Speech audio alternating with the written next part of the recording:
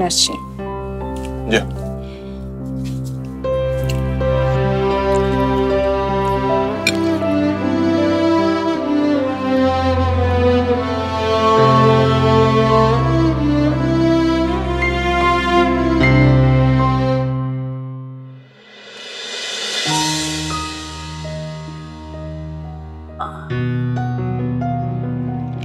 মেঘ বর্ষা ওরা এখনো আসছে না কেন?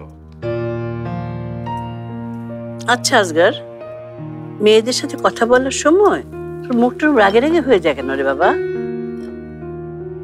ও মা, আমার দিয়ে হিটলারের মতো করে তাকাচ্ছে। তোর যদি গোফ থাকতো না, একেবারে হিটলারের মতো লাগতো তোকে দেখতে। মা, সবসময় এরকম হিটলার হিটলার করো না। হিটলারের একটা নীতি ছিল, বুঝলে?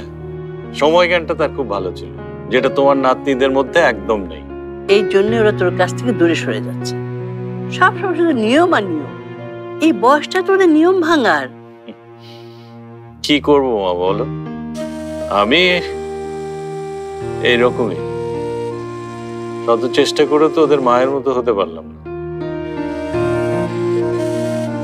আচ্ছা, ওদের মায়ের মতো তোর হওয়ার কি দরকার বলতো? শোন বাবা, সন্তান জন্ম দেওয়া সত্যি অনেক কঠিন কাজ, কিন্তু তার চেয়েও বেশি কঠিন হলো ভালো বাবা মা হওয়া। তুই সবসময় ওদের সাথে রেগে রেগে কথা বলিস না প্লিজ।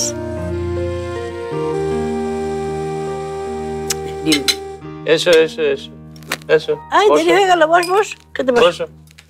এ না, মামলেট দে। হ্যাঁ, শোনো, আজ বিকেলে কিন্তু বাড়িতেই থেকো। মোকারম আসবে ওর পরিবারের সবাইকে নিয়ে।